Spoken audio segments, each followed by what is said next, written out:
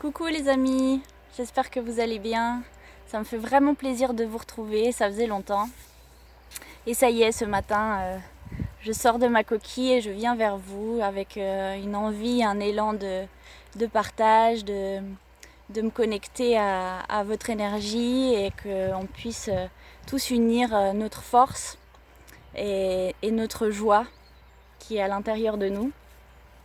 Ça y est, on est reconfinés. Et ça pourrait être une mauvaise nouvelle et j'imagine que pour certains ça a pu être difficile à accepter.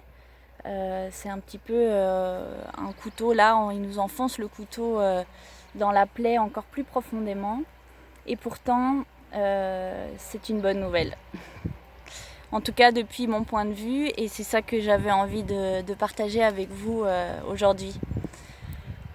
C'est comme d'habitude, hein, tout dépend du prisme avec lequel on regarde les choses, de quel côté j'ai envie de mettre mon attention et qu'est-ce que j'ai envie de créer avec ma vibration, avec mes pensées, avec mon être tout entier, qu'est-ce que je crée.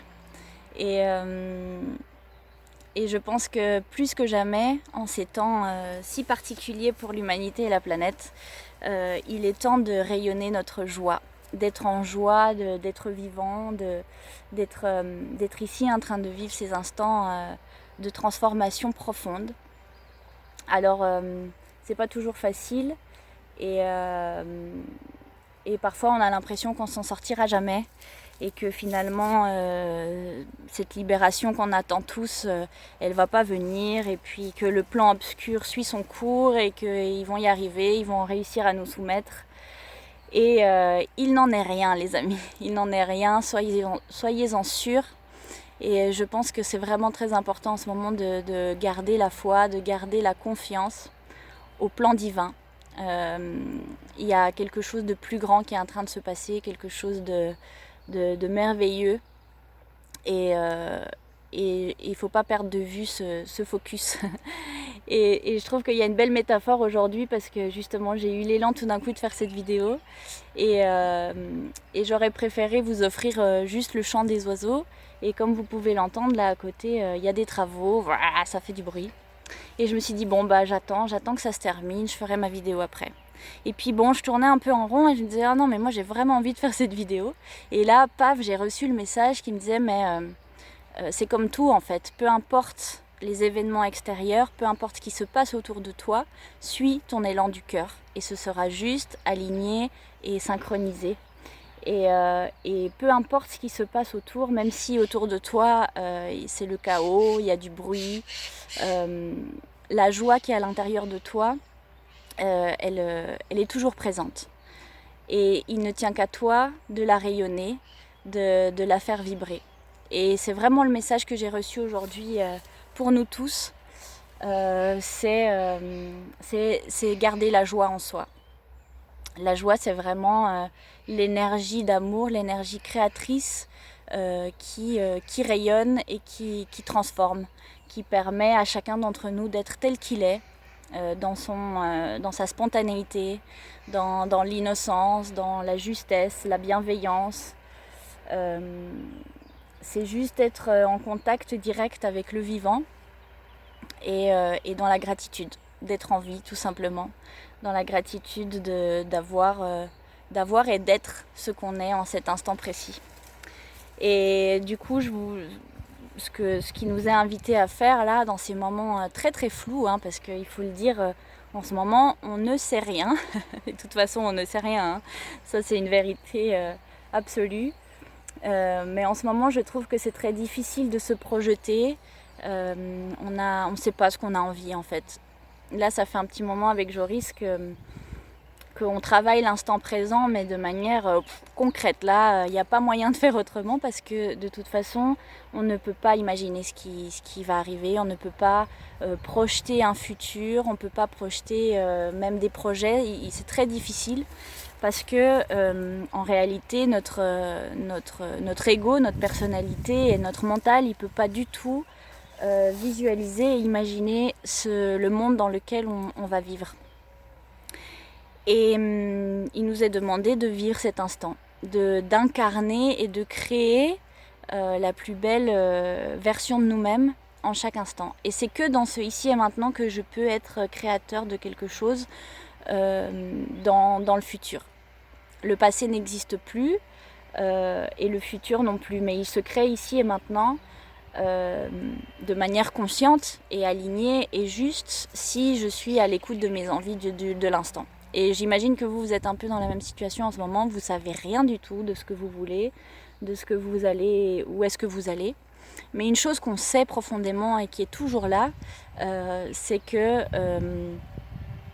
est des êtres d'amour, qu'on a envie de vivre un monde de paix, de partage, d'abondance. On a envie de cette nouvelle terre et elle est là en fait, elle est déjà là à l'intérieur de nous. Et je pense que voilà, il faut l'incarner. Il faut incarner cette nouvelle personne dans notre quotidien, dans tout ce que je fais, dans chacune de mes pensées, chacune de mes paroles. Être vraiment conscient, vivre en conscience de chacun de mes gestes et d'être vraiment à l'écoute de mon être intérieur. Qui je suis vraiment, qu'est-ce que j'ai vraiment envie de faire, qu'est-ce que j'ai envie de donner au monde. Et d'arrêter en fait de jouer des rôles en fait, de suivre un espèce de rail comme ça qui nous a été planté. On nous a dit voilà, la vie c'est ça et vous êtes venus pour faire ça, pour travailler, pour survivre. Et en fait, toutes ces croyances-là, en ce moment, elles sont en train de tomber les unes après les autres. Et c'est pour ça que c'est pas très facile à vivre, parce que c'est toute notre construction toute notre société en fait, qui s'écroule. Donc c'est à l'extérieur et c'est à l'intérieur. On est vraiment dans une grande machine à laver là en ce moment. Et il y a plein de choses qui sortent, plein d'émotions, plein de peurs. Mais heureusement qu'elles se manifestent, parce que c'est des choses qui étaient enfouies à l'intérieur de nous, à l'intérieur de nos cellules. Et là aujourd'hui elles nous disent coucou, je suis là, j'existe et j'ai besoin de m'exprimer. Donc je pense que c'est vraiment important de laisser les émotions sortir si tout d'un coup on a besoin de pleurer, on a besoin de crier, on est triste, on est en colère. Et ben accepter ça, l'observer et surtout le laisser sortir. Parce que jusqu'à présent, qu'est-ce qu'on nous a appris, qu'est-ce qu'on nous a dit de faire? On réprime, on cache, que ce soit dans notre travail, avec nos collègues, que ce soit même en famille, avec nos amis. On nous a conditionnés à toujours être bien, propre sur nous, est-ce que ça va? Oui ça va et toi? Oui ça va, ouais. Et en fait on se dit rien, on est en surface, mais dessous, oh là là, il y en a des choses qui ont envie de s'exprimer et qui ont besoin de sortir. Et là je pense qu'on a besoin de se réunir les uns les autres, d'être vraiment dans la fraternité, dans la communauté où on peut chacun d'entre nous s'exprimer. Nous on aime beaucoup les cercles de parole. Et même en famille, on le fait. On avait fait une vidéo qui s'appelait Coussibas. C'est quelque chose qu'on aime faire, qu'on essaie de faire régulièrement, de prendre un temps en famille pour se réunir en cercle. Et chacun son tour, on s'écoute, personne n'intervient lorsqu'une personne est en train de parler. Et je sors ce que j'ai à l'intérieur de moi, comment je me sens ce matin. Qu'est-ce qui se trame à l'intérieur, quelles sont mes envies, est-ce qu'il y a eu peut-être un petit conflit, quelque chose qui m'a dérangé dans un rapport entre deux personnes. J'ai besoin de l'exprimer, te dire écoute voilà ça m'a blessée, et toujours parler en soi. C'est mon ressenti, c'est ce que je vis. Et à partir du moment où c'est exprimé, où j'ai fait sortir ça, la plupart du temps c'est réglé. L'autre il exprime aussi sa vision et tout d'un coup on connecte, on connecte et on comprend et ça se transforme en amour et c'est ça la transmutation, c'est de transformer les choses en amour, en lumière. Et là je pense vraiment que c'est primordial pour chacun d'entre nous de se réunir, parce que on essaie de nous diviser à tout prix, sous toutes ses formes. Et en fait, ils essaient d'empêcher le mouvement inverse d'unité qui est en train d'opérer en nous, parce que c'est notre chemin, hein. On est en train de changer de fréquence, on est en train d'ascensionner. Et quand on ascensionne, quand on élève notre vibration, eh ben, on se rapproche de l'unité. Donc de plus en plus, on a conscience qu'on ne fait qu'un, qu'on est interreliés, interconnectés, qu'on a besoin des uns des autres, qu'on a besoin du lien humain, de l'amour, des câlins, de l'écoute. Et toute cette mascarade là qui est en train de se passer, c'est ça le but, c'est de nous séparer pour qu'on devienne un peu des machines, hein, et qu'on se déconnecte du cœur. Mais c'est pas possible en fait. C'est pas possible parce que nous sommes des êtres d'amour et on a besoin du contact physique, humain. On a besoin de danser, de chanter, de rire ensemble et surtout de créer notre système. On a besoin de recréer une façon de vivre ensemble, de retrouver notre souveraineté, notre autonomie. Et ça va passer par des choses concrètes. Jusqu'à présent, ça a été plutôt un travail interne où on a déconstruit et on continue, hein, c'est jamais fini. Je pense que c'est jamais fini de déconstruire. Mais il y a aussi, vous voyez, on déconstruit l'ancien monde, mais il faut en parallèle reconstruire l'ancien monde. Et on est un peu dans cette balance, dans cette recherche d'équilibre. Qu'est-ce qui est juste pour moi? Qu'est-ce qui fait du sens, même dans peut-être ce qu'il y a d'ancien? Il y a peut-être des choses que j'ai envie de garder parce que ça fait du sens pour moi. Et qu'est-ce qui m'empêche d'avancer? Qu'est-ce qui m'empêche de m'élever? Qu'est-ce qui me donne de la peur en fait? Et tout ceci, tout ce qui engendre de la peur, de la méfiance, de la séparation, eh ben, comment est-ce que j'arrive à le transformer? Et du coup, c'est un travail très très subtil d'observation de soi, comment je réagis aux choses, aux événements de la vie. Il m'arrivera des choses toujours, peut-être pas toujours très agréables, mais ce qui va faire la différence, c'est comment je réagis.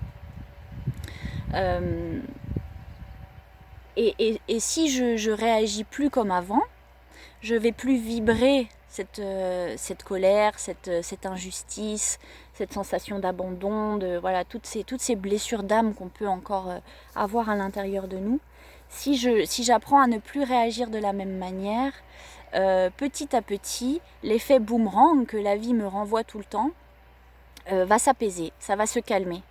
Parce que évidemment que si je reçois tout le temps des attaques, on peut dire ça, on peut les appeler comme ça, en réalité c'est la vie qui me met face à moi-même, hein. Mais moi depuis mon petit ego, depuis mon petit moi, je vais avoir l'impression d'être attaquée de partout. Si je reste dans cette colère, c'est ce que je vais vibrer, c'est ce qui revient. Et c'est un cercle infini dans lequel on s'en sort jamais. Mais si je dis ok, ce monde-là n'est qu'une illusion et c'est moi qui l'ai créé. Je ne sais pas comment j'ai fait ce bordel, mais je me responsabilise, j'admets que c'est moi qui suis créatrice de ma réalité, je me pose, je pose mes pensées, je médite sur moi-même, je fais le calme, je fais le vide à l'intérieur et en faisant ça, je peux accueillir le neuf. Et du coup, voilà, comme Bouddha qui pourrait être en train de méditer et autour vous imaginez un chaos, mais nous en tant que Bouddha, parce que le Bouddha c'est nous, hein, le Christ c'est la même chose, c'est notre image, notre lumière christique, c'est notre être profond par lequel on est tous imprégnés, qui est là à l'intérieur. Et si je vais me plonger dedans, peu importe ce qui m'arrive, eh ben, je vais toujours retrouver la paix et la joie. Elle est toujours là à l'intérieur. Et si j'arrive à plonger dedans dans les moments difficiles, eh ben, je vais vibrer cette fréquence d'amour et les choses autour de moi vont s'apaiser. Et vous verrez que petit à petit, votre monde extérieur, il change aussi. On peut tous l'expérimenter et je pense de manière de plus en plus concrète. La matérialisation en ce moment, elle est quasiment instantanée. Et si vous arrivez à être dans l'observation, vous vous rendrez compte que tout ce que je dis, chacune de mes petites pensées, elle est créatrice. Mais c'est des choses bêtes, hein. Par exemple, avec vos enfants, si moi je dis à Naël, attention, tu vas tomber, j'ai envoyé cette information à l'univers et j'ai créé cette ligne de temps. Et du coup, si mon petit il tombe, et ben voilà, c'est le boomerang en fait. C'est moi qui ai dit tu vas tomber. Donc forcément, il va tomber. Donc vraiment être dans l'attention de chacun de nos mots. Et si tout d'un coup je me surprends à dire quelque chose comme ça, hop, bon, j'annule. Vous pouvez vraiment dire j'annule, faire le geste du ciseau comme ça. Dire non, non, pardon, j'annule. Tout va bien, j'ai confiance en la vie, j'ai confiance en l'univers. Et quand on arrive vraiment à être comme ça dans chacune de nos actions au quotidien, et ben notre réalité change. Ça, je pense que vous le savez, on le sait en théorie, mais quand ça commence à se concrétiser vraiment, ça prend une ampleur gigantesque et c'est exponentiel. Donc voilà les amis, ça y est, on est reconfinés et je pense, enfin pour moi c'est une évidence, c'est une très bonne nouvelle. C'est ce qu'on attendait.